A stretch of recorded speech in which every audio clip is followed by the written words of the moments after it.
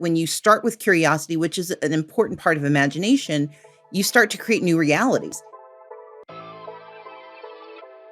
Hey, y'all. Welcome to The Amendment, a weekly conversation about gender, politics, and power from the 19th News and Wonder Media Network. I'm your host, Errin Haynes. So today, I am really excited to be joined by Stacey Abrams.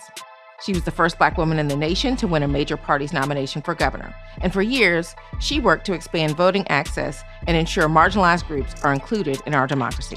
That work propelled multiple Democrats into office over the last few years.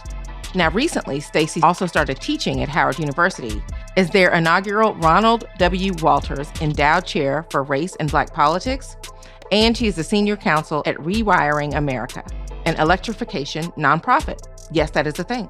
So Stacey and I actually first met way back when I was covering the Georgia legislature, and she was in the House as Democratic leader and was a rising star in the party.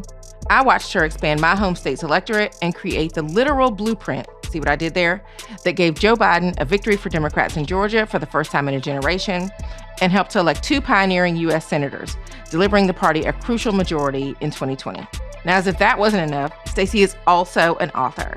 She has published over 15 books, including children's books, romance novels, nonfiction, and 2 political thrillers. Her latest political thriller, Rogue Justice, came out in late 2023.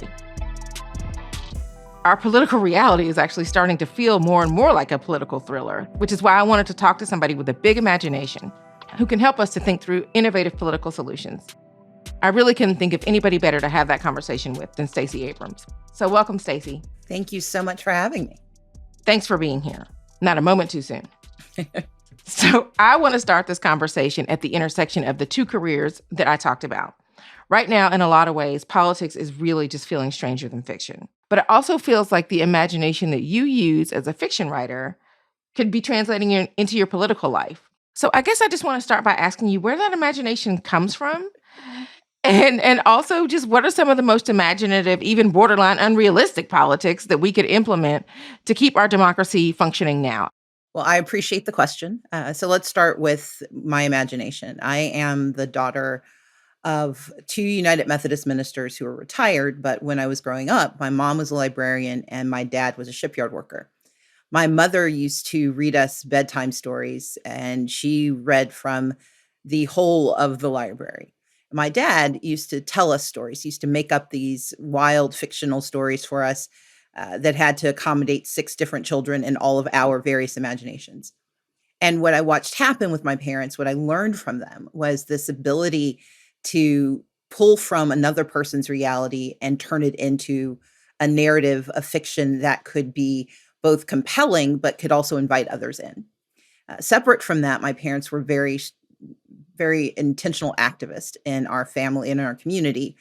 My mom and dad, despite being on the edge of working class, working poor, were very committed to issues like prison ministry and serving the poor. They believed that our jobs were to, we had 3 jobs: go to church, go to school, and take care of each other. And so I also watched my parents take very little and turn it into as much as they could for others. And that took imagination.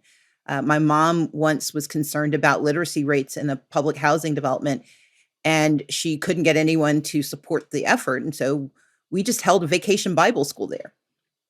And that became an opportunity for us to bring this reading capacity, but also to engage these children and to do so in a way that helped get it funded.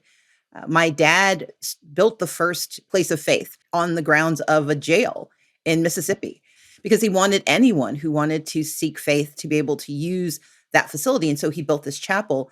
And we traveled around the state as my dad raised the money for this. And I watched him have conversations with different denominations and different faith traditions. So that's a very long way of saying that I come by my imagination honestly, both on the activism side and on the creative fiction side. Where that leads us today is that we have to have the intention of imagining more for our democracy. And public policy is why we have democracy. It's not the inverse. Politics is a tool for policy. Policy should not be a tool for our politics. And too often what we see play out in our democracy is that we treat it like a spectator sport, or worse, a blood sport, that only comes about every 2 to 4 years, instead of thinking about democracy as this ongoing living organism that requires care and feeding, and that is through good public policy. So, my very long way to your question is this: the most imaginative, borderline realistic policy I would argue we should start thinking about is related to our tax policy. I'm also a tax attorney by training. And for me, tax policy is some of the most interesting policy we have because very few people understand it, but it pervades everything we do. And we have an opportunity as we watch this country, as we watch this globe transition from a traditional dependence on labor to a data-based, technology-driven, capital-driven society where we're watching the most massive wealth transfer in anyone's recent imagination. We should start reimagining our tax policy so that we are giving primacy to labor, and we are also recognizing that the value add in our society is no longer simply how many hours we put in at work. It's the shares we own in a company. It's the conversation about what we do with data. It's all of the things that have been cordoned off as capital.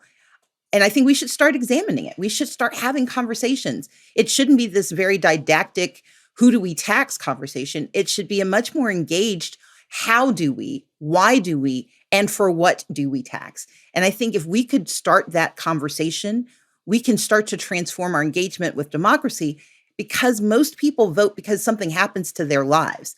They don't care about your politics, they care about their days.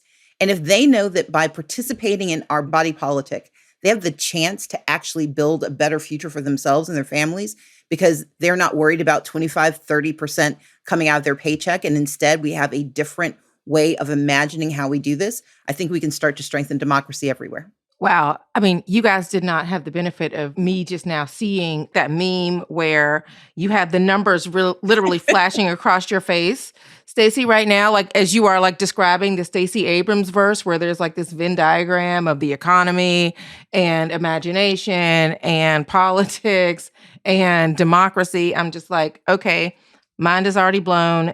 But I think, you having this imagination and maintaining this political imagination. Like, how do you do that without succumbing to cynicism? Like, we have so many conversations, kind of, especially going into this year, this political narrative about cynicism, about apathy. How do you recommend our listeners maintain their imaginations? One, we have to recognize that there rarely is an actual case of apathy. People are rarely apathetic. They're often either despairing or satisfied. And so their decision to act is either driven by a often learned belief that nothing will change if they do, or by a deep satisfaction that they've gotten what they want and they don't want anything to be different. And so when we're thinking about engagement, when we're thinking about why people aren't moving, if we come at it from a place of lecture, let me tell you why you're wrong, we're going to change nothing. It doesn't work on me, it doesn't work on you, it's not going to work on them. But if we approach it with a sense of curiosity, why don't you? What do you want? How can I help?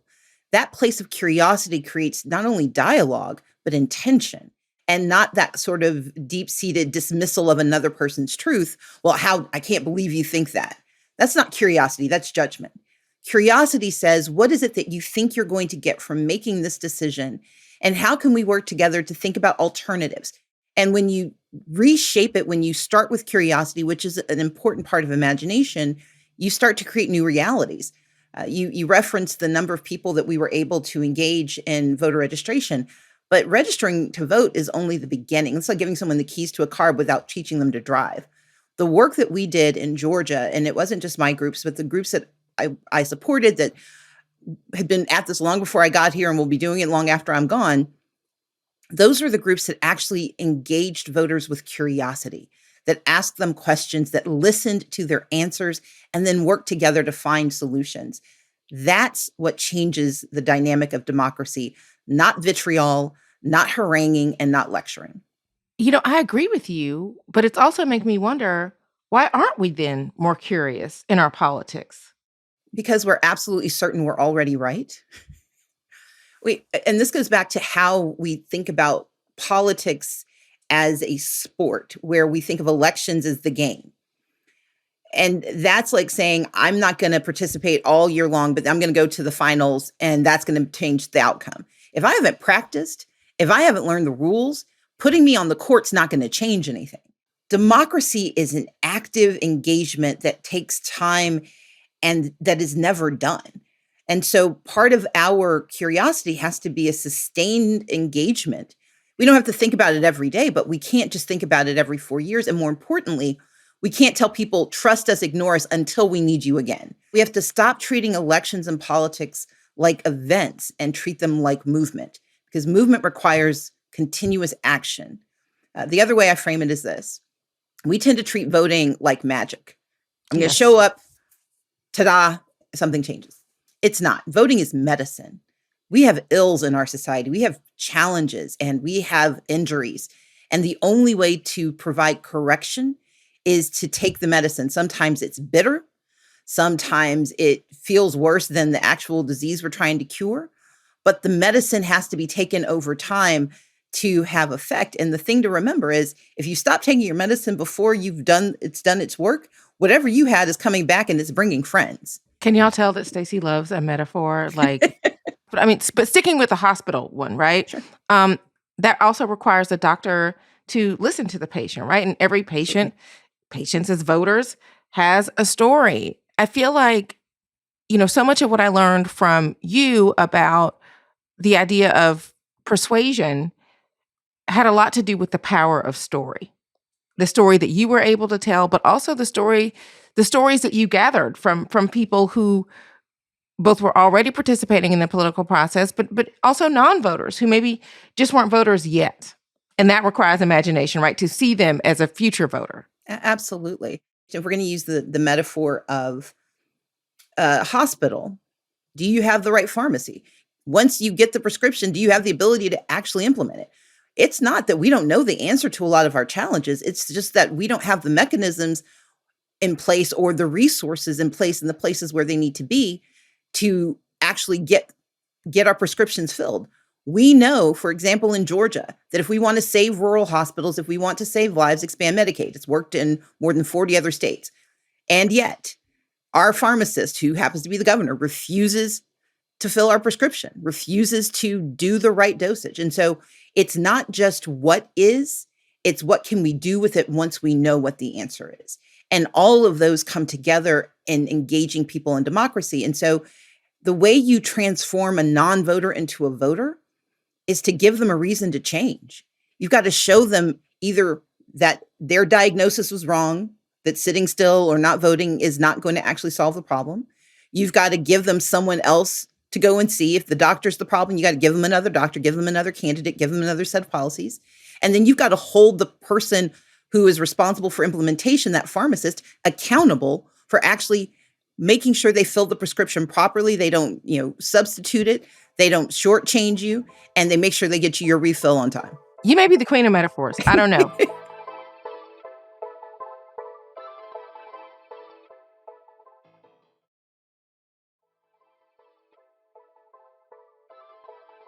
To talk about your writing, your first thriller, While Justice Sleeps, centers around this woman, Avery Keene. As the book goes on, Avery's uncovering these details of this international scheme that the president is involved in. I'm not going to spoil the whole thing. Y'all should read it. You've talked about how you wrote this book back in 2010. Was there something in the political environment back then that kind of made you think that an abuse of power at the highest level was possible or even likely? I grew up during the Iran-Contra scandal, and I have a very deep fascination with foreign policy. So I'd read about other nation states and other, intrigues. And that was enough. I just needed to know it could be. I knew it hadn't been, but I needed to know it could be. And that for me was enough to, be off to the races and off to the pages. Run with it. So then looking ahead, what are the political problems that you anticipate becoming flashpoint issues in the next 5, maybe 10 years? So Avery Keene made a second showing called Rogue Justice. That was the second book. And she, in that book, thought about what does it mean to have an electrical grid that's not actually connected to anything. We tend to think in this country that we have this giant electrical grid. We actually don't. We have several different grids that are all privately owned. There is no American electrical grid. Now, they are regulated by various components and nations, various components of the state and three nations. So we've got Canada, the US, and Mexico that share part of what we call the American electrical grid. And so my question there was, what can happen to the electrical grid? And that was premised on some things that have happened, but I like to stretch the possibilities. And also, what does cybersecurity look like in the 21st century when it becomes more accessible? And now I'm working on book 3. So Avery's coming back, and I encourage everyone to catch up before she gets here. And now she's thinking about AI. Yes. AI's got its own imagination, but we definitely need your imagination to tell us where we are going with that. That could be a whole separate episode. But I want to talk to you about your role as the Ronald W. Walters Endowed Chair for Race and Black Politics at Howard, particularly because I feel like you're in this tradition of HBCU educators who have helped prepare the next generation of Black small d democratic leadership, right? That has helped to make our country more equal. What does it mean for you to be doing this work at an HBCU? I know that you are an HBCU graduate. I will let you talk about some of that too. I matriculated at Spelman College, and actually during my first few years as a tax attorney, I moonlighted as an adjunct professor at Spelman as well. And so this is my second turn at teaching at HBCU, and it's always a fantastic opportunity. When I was at Spelman, I actually taught traditional courses. What I'm doing at Howard to me is exciting in part because it allows me to touch multiple disciplines. It allows me to think about issues across the scope of that university's capacity and knit together a larger imagination for ourselves about what constitutes Black power and Black politics. Too often it's relegated to a very specific space or a single discipline. And I know that it's broader than that. I know that if we want people to be engaged, if we want to solve the problems of our communities, then we have to be facile in our imagination, but we also have to be intentional about who we bring to the table. And so one of the pieces that we're undertaking at Howard, I have a speaker series. So in fact, in April, I will be having a conversation with a dynamic woman, Kimba Walden, who was the acting director for cybersecurity for the White House, talking to Kimba about what it means to understand cybersecurity and AI in this day and age, especially for communities that are underrepresented, is a fantastic way to bring to the table communities that don't necessarily hear themselves or see themselves. But when we are left out of the conversation about AGI, about artificial generative intelligence, when we're left out of data sets, then the biases that are baked into a community and a society that we already see become hardened in the very technology that is driving so much of our future. I want to come back around to politics because we have talked enough for me to know that you always kind of foreground the wins, like even in times where you are not winning. So, like, what are the most recent wins that you have been reflecting on? Like, what have you learned from those? I frame my world in terms of another mantra, which is I learned my lessons, not my losses. And that has different iterations. One of them that really frustrated people was after 2018, I looked at the voter turnout and declared a victory for voters. And I did so because when people change their behaviors, when you shift from not inactivity, but disconnection to connection, that is a victory. When more African American, more Latino, more Asian American Pacific Islanders, more young people show up and engage, that is progress. And that's small p progress, but that is dynamic progress. And I celebrate it. I may not have gotten the seat, but the transformation of our electorate matters. And so when I tell people I learn my lessons, not my losses, yes, I acknowledge there are titles I haven't gotten, there is money I haven't won, there are jobs I will not hold. But that is not the same as losing everything. And so often we become so fixated on that point of diminution that we ignore all of the other places where we rise. And so I I don't ignore it. I excavate it. I want to understand, what could I have done differently? What did the other person do better or worse that I should have called out or, glommed onto? What did the people say and what did they mean? But I use those as lessons, not as ways to castigate myself for not having achieved what I wanted. In Stoic philosophy, there's this notion that it is the effort that you measure, not the outcome. We cannot control outcomes. We can do our best to manufacture, to manipulate, and to engineer, but you cannot guarantee it. The only thing I can guarantee, the only thing I can control is my effort. And so as long as I am putting in my effort, that is a victory. That is a win. And I also know that the work is not done. And so I don't rest on my laurels and say, well, I got that done, so I'm good. No, as long as poverty remains persistent, as long as disadvantaged and marginalized communities remain unseen and unheard, then my work remains. And so I'm constantly learning my lessons and trying to drive forward. And every day when I can do that, that's a victory as well. Yeah. The clarity that you have around what those moments have meant for you, I think that's really important, because I have watched some people kind of paint you as this messianic figure, right? Saving us all from the collapse of democracy. And I wonder how you feel about that narrative. I mean, what do you think it gets wrong about your role in the Democratic Party, in our politics? And how does that kind of impact the role that the rest of us have to play in our democracy? Human instinct is to create an avatar, to create a central totem or figure that we can direct our energy towards, for two reasons. One, it's just easier to visualize, it's easier to imagine, and it is helpful to organize around a central construct, a central figure, a central idea. I am part of sort of a universe of folks who do this work. And it just so happened that there was a moment where my name was the more prominent because I was louder. And I see myself as an avatar for this conversation.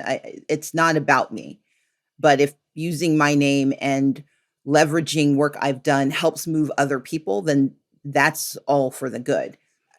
I've met me. I'm not overly impressed. So I'm not going to be swayed by the panegyrics that may be sent my way. I'm appreciative of them. And it is nice for people to know. It is nice for people to know that good can be, and that I was a part of making good possible. But I go back to, my responsibility is effort, not outcome. And if I'm going to believe that to be so, whether the outcome is positive or negative, my measure has to consistently be, what did I do? And when you do that, you create space for other people to say, what can I do? The danger of messianic figures, the danger of totems, is not that they are an organizing principle. It's when they become the only thing. Mm.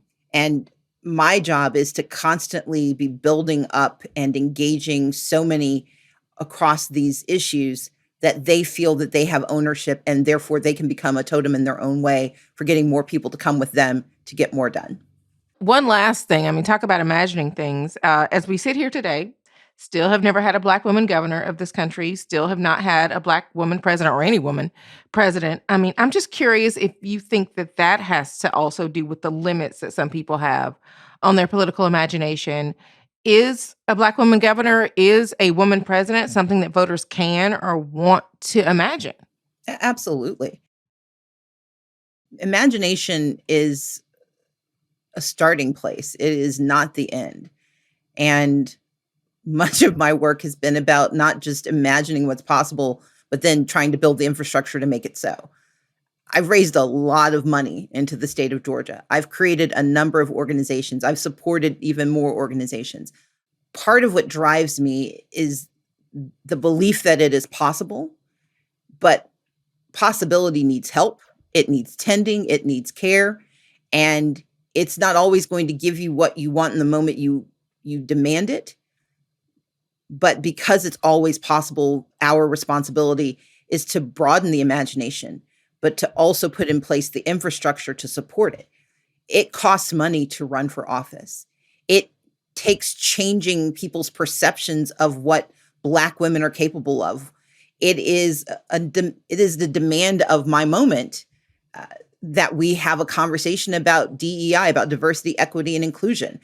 in part because in this current moment, people seem to forget that this isn't just something that happened today or in the last 5 years. DEI is the descriptor of the last 240 years of this country.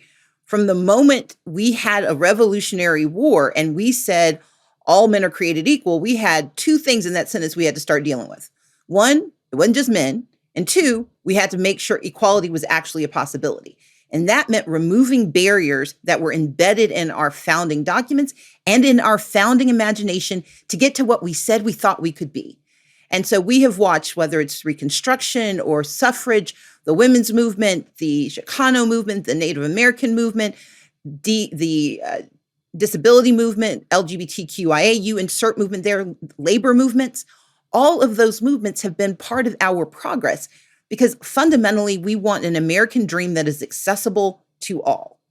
And that accessibility requires diversity. Everyone gets to participate.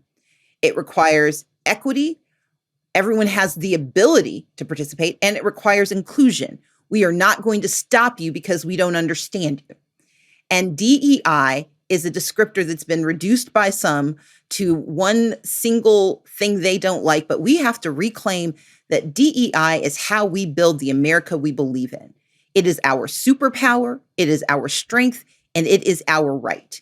And so, yes, we will have a Black woman governor. Yes, we will have a woman president. And we will have things we don't have words for yet because we have limited our imagination for some. But there is someone listening to this. There's someone out there dreaming right now who knows more is possible. And my job, your job, the job of voters everywhere, the job of Americans is to make certain we defend the right to that American dream, that we remove those barriers and that we create those pathways so that we can have the best version of ourselves every single time. I think this may be the first time I've heard DEI framed as the unfinished business of our democracy. But again, you're the one with the political imagination. So thank you for bringing some of that here. I think I also know what it would look like if Octavia Butler was governor or president of the United States. So thank you. That is an extraordinarily high compliment. Stacey Abrams, thank you so much for stopping by the amendment. This has been a great conversation, and I'm just really glad that we got to think through some of 2024 and beyond today. Thank you for having me. I appreciate it. And now for this week's asterisk. So we just heard from Stacey Abrams, someone with a huge political imagination.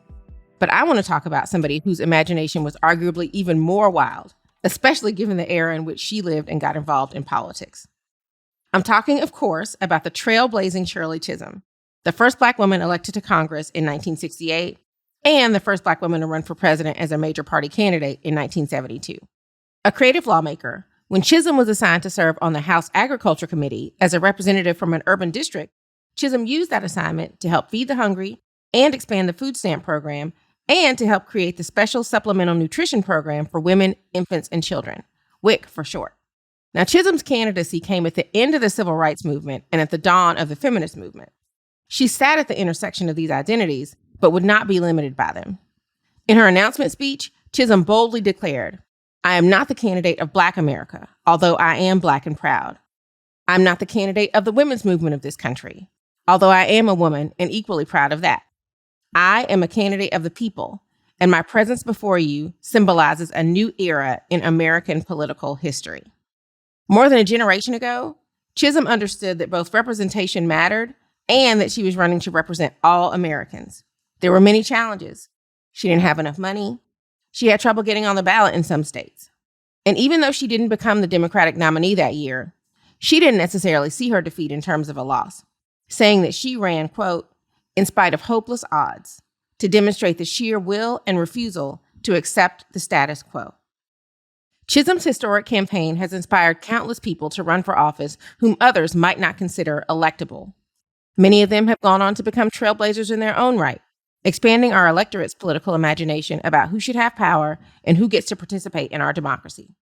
This year, we celebrate the 100th anniversary of Chisholm's birth and are reminded of the legacy she is part of and left behind. The Black women who have rejected the status quo and used their political imagination to help usher in a more inclusive and representative democracy. Her example is now a biopic, Shirley, that you can watch on Netflix. I plan to watch this weekend, and I hope you will too. So that's my asterisk for this week, and that's this week's episode of The Amendment, which is also a newsletter, by the way, that I write. You can subscribe to it for free by going to the19thnews.org, where you can also find all of our great journalism around gender, politics, and policy. For the 19th and Wonder Media Network, I'm Errin Haynes. Talk to you again next week. The Amendment is a co-production of the 19th News and Wonder Media Network. It is executive produced by Jenny Kaplan, Terry Rupar, and Faith Smith. Our head of development is Emily Rutter. Julia B. Chan is the 19th's editor-in-chief. The Amendment is edited by Jenny Kaplan, Grace Lynch, and Emily Rutter, and was produced by Adesawa Agbanile, Grace Lynch, Brittany Martinez, and Taylor Williamson, with production assistance from Lucy Jones. Our theme music was composed by Jay Lynn. I love my theme music.